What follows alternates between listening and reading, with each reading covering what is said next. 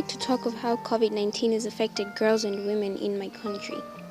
Firstly, young girls in my country have been exposed to early marriages because they spend much of their time at home doing nothing to keep them busy apart from the household chores they're given. As such, parents arrange marriages for their girl child, and this is mostly common in rural areas. For example, we have Mangochi here in Malawi, and there are so many cases of girls being impregnated due to the closure of schools. So as a result, a girl child is no longer entrusted to go back to school or to be indulged in any beneficial motives while she is married. Secondly, as we all know, most of the youth around the globe are involved in sexual relationships, and 90% of the youth in my country are involved as well. Due to this closure of the schools, which happened for the second time, girls are mainly active in spending time with their partners, which leads to the rise in cases of early pregnancies, some of which are denied when impregnated.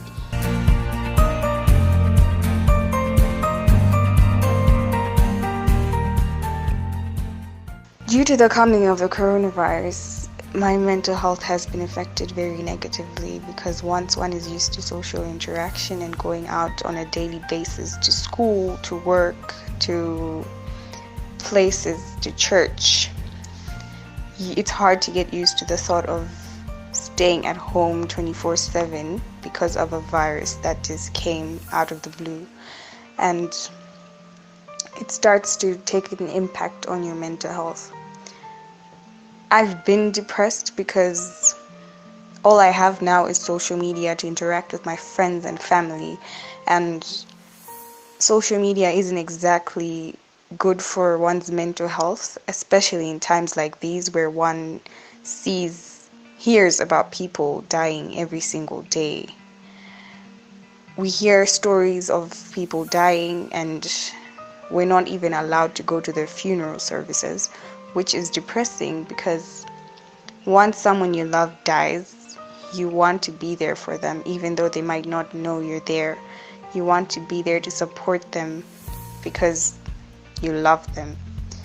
This has negatively affected me because I too am an activist, and I like to go to places to help other people, and not being able to do that because I'm scared of contracting or giving out the virus has taken a negative impact in my life.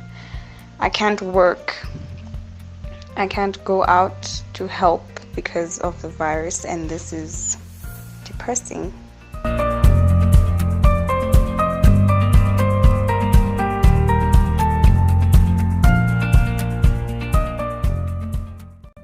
I wanted to explain how COVID-19 has affected my business, my relationship. Honestly, from the moment this pandemic came, things haven't been well, and we're just suffering. Nothing is going well. My business, I no longer have customers because people are scared to come to my salon. They're saying that it might give them coronavirus. And we have to close our shops really early. And sometimes even in a day we can't make any money, and yet before we used to make money.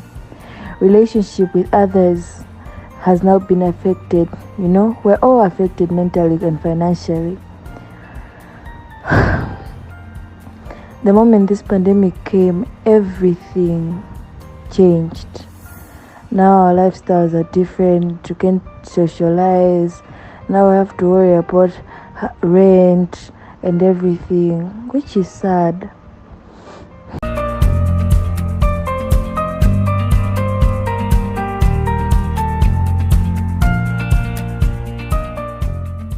Hi, my name is Jasleen. I am a young lady aged 26. I am in real estate. I work in real estate. I am a property manager. So today I want to talk about how COVID-19 has affected the property market in terms of landlords and tenants. So as a property manager, I'm a go-between the landlord and the tenant. I'm the one who facilitates the relationship between the landlord and the tenant. So far, I've had tenants move out of properties because COVID has affected their source of income, hence they can't afford to pay the rentals of the properties anymore. But also on the side of the landlords, they seem to feel like they are at a loss because now the properties are fetching lower rentals than they could have in a normal property market. But also because people are moving out, it's very difficult to find tenants to move in the property. So we have vacant properties that are on the market for a very long time. So we call this a vacancy rate. So the vacancy rate has gone up for residential properties. And it has also led to a lot of property owners selling their properties and also selling them at very lower prices because they cannot afford to pay their mortgage, or the properties are just not fetching as much as they could have on the market. So they feel like a better alternative is to sell the properties. So this has led to a very bad downfall in the property market, with no one benefiting from what is happening. So that's about how COVID has affected me in my workplace. My name is Justine Jambo. I'm from Malawi.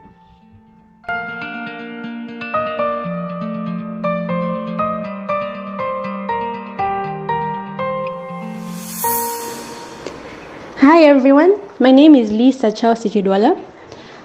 I'm from Chileka, Blantyre.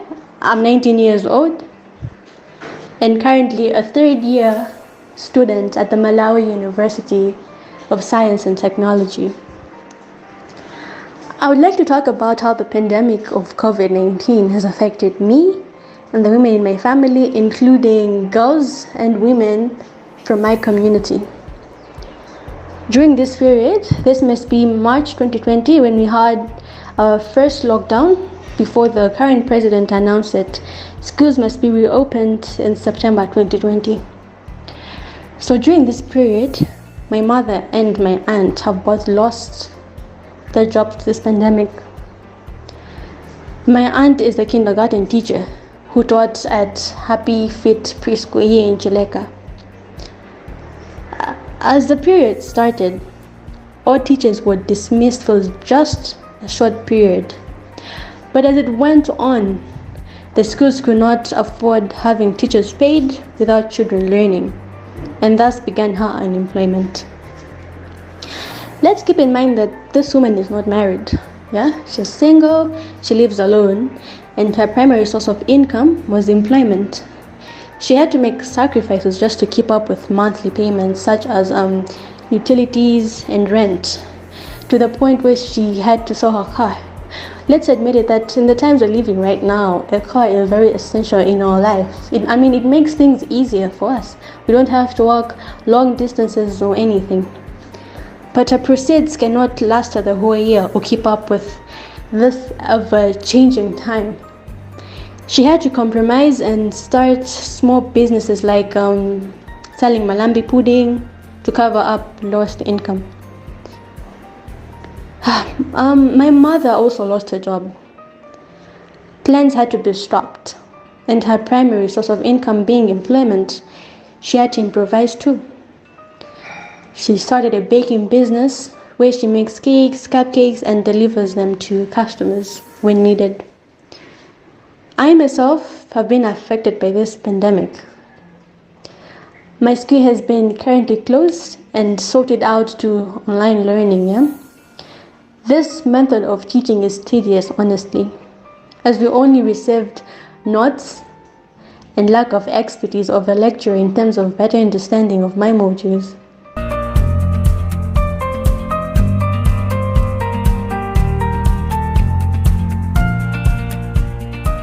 The COVID-19 pandemic has affected lives of many people in my country, more especially lives of girls and women. We've seen cases of rape, cases of defilement have been on a rise ever since the COVID-19 pandemic hit. We've seen victims being left hurt emotionally, psychologically, as well as physically, all because of the strain the COVID-19 pandemic has. People are finding it difficult to reach out to the victims of rape, defilement, and gender-based violence, all because of the strain that the COVID-19 pandemic has. Before the COVID-19 pandemic hit, the country was already suffering economically. Now that the COVID-19 pandemic is among us, we've seen people being retrenched from offices, businesses are not working, people are not making profits, people that have been sacked in offices are finding it difficult to make ends meet. They do not know what to do. Their children are stressed. They don't know whether they're going to go back to school since their parents have been sacked. Their businesses are not working. It's a very bad situation at the moment. The COVID-19 pandemic has also affected us mentally, not only girls and women, but it has affected the country as a whole mentally. People do not know what to do. People do not know what's going to happen next. They don't know when this pandemic is going to leave. People have been affected mentally. We've seen cases of suicide, cases of depression have been on a rise ever since the pandemic hit us.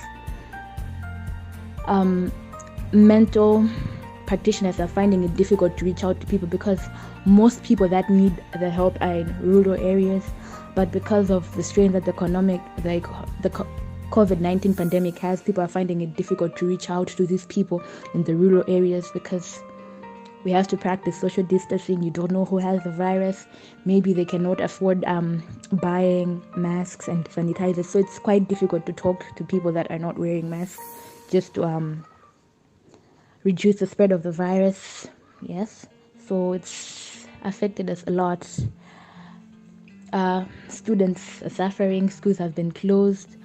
People from the rural areas cannot afford using the internet, so everything is on a standstill. It's quite unfortunate.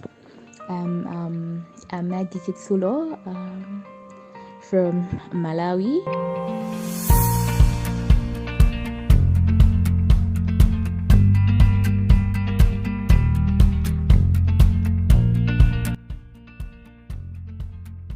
So COVID-19 has affected me in a way that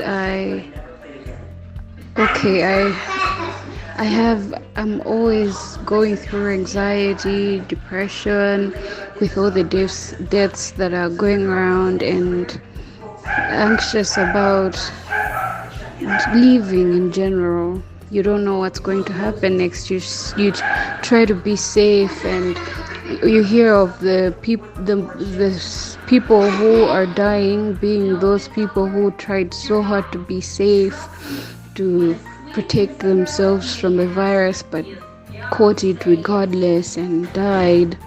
So you don't know what to do. You don't really know what to do. So living in a country like Malawi, where you can't really stay at home for a whole month or a whole week, or you have to go out and get things, and because you don't always have money to buy things in bulk, things that will take you for weeks or months. You can only afford to get things for a few days, so you're expected to go get stuff. It's just been the worst. You're in constant worry. You don't know what's going to happen tomorrow. You don't know if you're being safe enough, but you can't really be safe enough. Because you touch money, you don't always remember to sanitize. Sometimes you do remember to sanitize, but you don't know if the person I don't know. I really don't know. It's just been very, very hard. It's been the worst time to be alive for me.